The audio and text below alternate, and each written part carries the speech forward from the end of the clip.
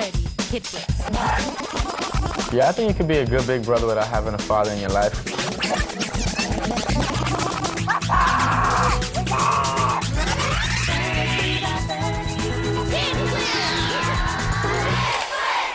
Hi, we're from Eastside Community High School. Welcome to 30 by 30 Hit Hits.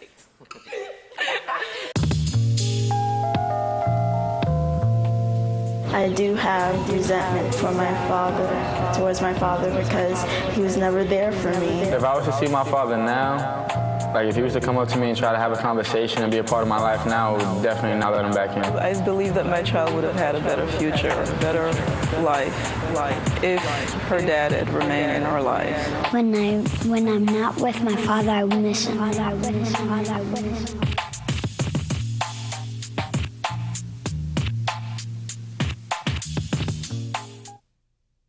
The last time I saw my father was about 3 years ago. But before that, it was about 15, 16 years since I've seen him. I've been a single parent for 15 years. Nicholas was 3 when his father and I separated. I have been a single parent since my daughter was 6 months old. She's now 18. It has been a struggle, raising a child by myself. I would say that I was lucky in a sense to have had supportive family members and friends who sometimes play the role of a father, whenever it was necessary. I became a father at the age of 16 and a half. My son is 7 years old now. I'm 24.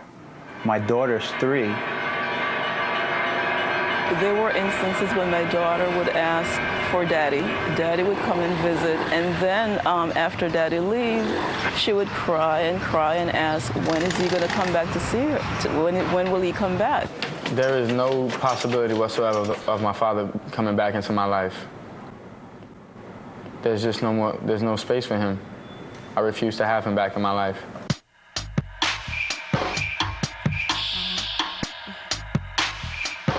He needs to think about the child not being there. How does a child feel seeing other children with their father? Being a single mother, I have made a lot of sacrifice for my daughter. Sacrifice in terms of working 2 jobs at times. There were times when I work on weekends and work my Monday through Friday job. My father figure would have to be my Uncle Julio, because he just took me under his wing basically, and he showed me a whole bunch of skills I could use for life and just gave me a whole bunch of life lessons. Me, myself, being raised without a dad, I can relate to him not having a father. And I sort of took him on as a buddy, not as a son. It was fun. He's fun. And he's a good kid. He showed me both the right and wrong way to do things. And he's always made it known to me that I can do either or, just to always think about the consequences. Yeah, I think you could be a good big brother without having a father in your life, because I think I'm a good big brother to my little sister, and neither one of us had a father in our lives. Generally, after a hard day's work, I'd come home. If there's dishes, I'd wash dishes. If there's homework to do, I'll do homework. If I have to cook my night to cook, I'll cook. Most of the time, I put Ray to take a bath. And then after that, we generally sit down and eat dinner. And after that, we generally sit down for quiet time, getting ready for the next day. The kind of relationship I have with my mom is a caring relationship. I can talk to her about any and everything. We go out sometimes, and she tells me her problems. I tell her mine. We're just basically more like friends than mother and daughter.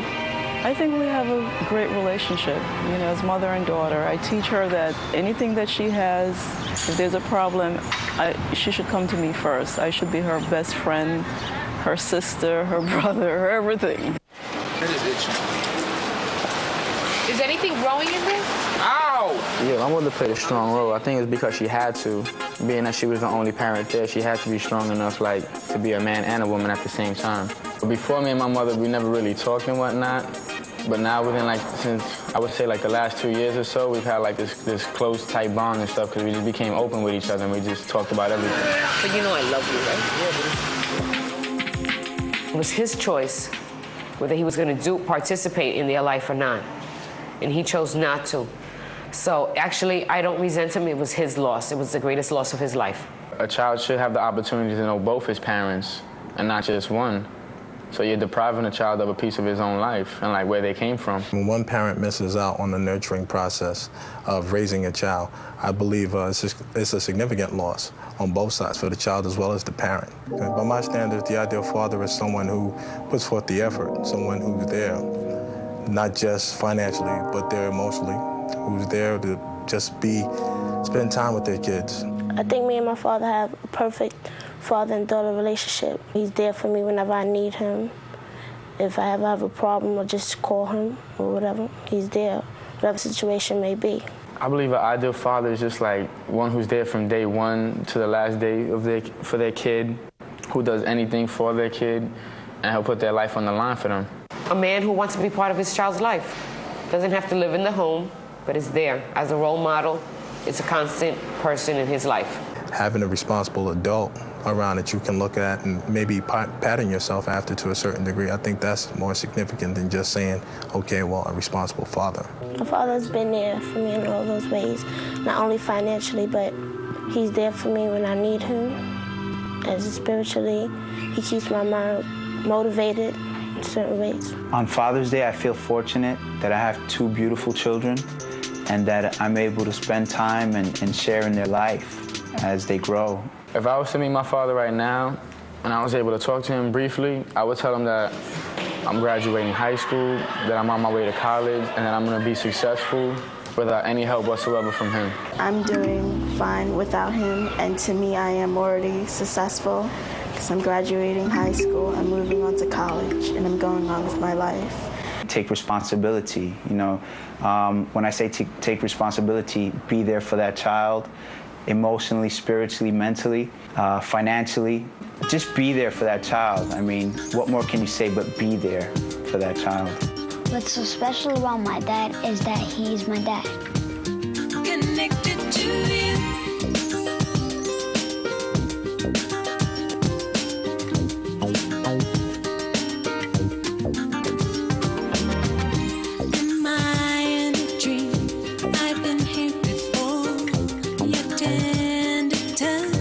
Opened up the door, and now I see what it's all about.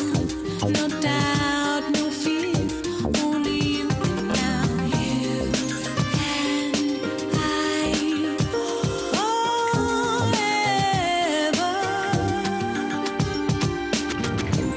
And every time I think of you, I remember you are love, and I can never get enough. I'm connected to you, and every time I think of it, you know you got me hooked on love, and there's nothing I can do. I'm connected to you.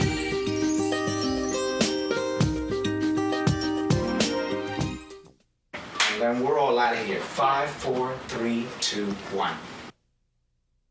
Any young person has a lot of things to say. We all have something to say, and we all deserve the right to say it, to have a voice and to actually say it, because people need to hear what we have to say. I got involved with the documentary program because I felt that I can express what other people was feeling, because like it's really hard for someone to like really say, oh well, you know, I miss my father, and you know, I really wish he was in my life. It takes a lot of, you know, guts to spill that out. You have to be very determined to complete something successfully, and when it comes to doing something that I like or enjoy doing or whatever, any piece of work that I have, I put any time and dedication into it, because when something doesn't come out the way I want it to come out, I don't want it. Yo, this is whack right here. My least favorite part about the video program was meeting on Wednesdays in the library. Oh boy. It's just the idea of 45 seniors gathered together and just cannot agree on one thing. We had to concentrate on our mission statement, which was what the ideal father of the 21st century should be and what responsibilities he should follow up to. There is a lot of fathers that are not there for their children, and I think it's time for most of them to start taking responsibility, because it's important in a child's life. Working with a larger amount of people is harder than working with a small amount of people because you have to listen to everybody's opinion. I don't think this is right. Okay, tell me, I'm open. They were just throwing in their ideas and they weren't putting that much thought into it, you know, like the way it would affect how this documentary came out. I know I wasn't there all of the time, but like when I would go, I'm so full of myself, I know. But when I would go, I say I'll contribute some good opinions and stuff. It was a good experience, I know. It was like a lot of different opinions, so I guess that was challenging.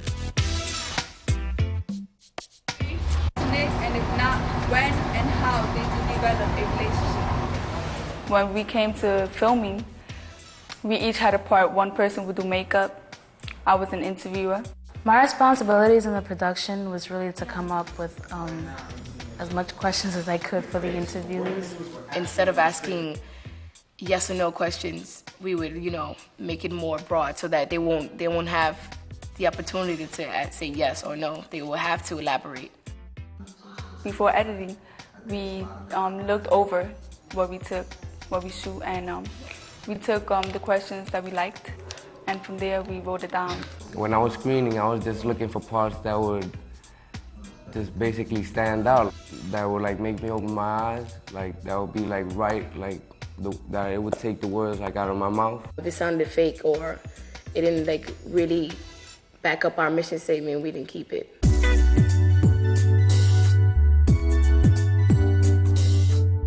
When I first saw my documentary premiere at my graduation, I was sad already, and I was crying hysterically, and it was wow, I actually contributed in in the process of making that video. I learned how to just accept feedback and learn how to let go of my opinions without dreading and dwelling on the past. When you have a determination to do something, just go for it. Fate can only take you so far, but when you're there, it's up to you to lead the rest of the way. I haven't seen the final product yet, but a lot of people told me that it's good, and they're not congratulating me, but telling me that I did a good job and stuff like that. And I was I told them that it wasn't all about it. It was more like a group,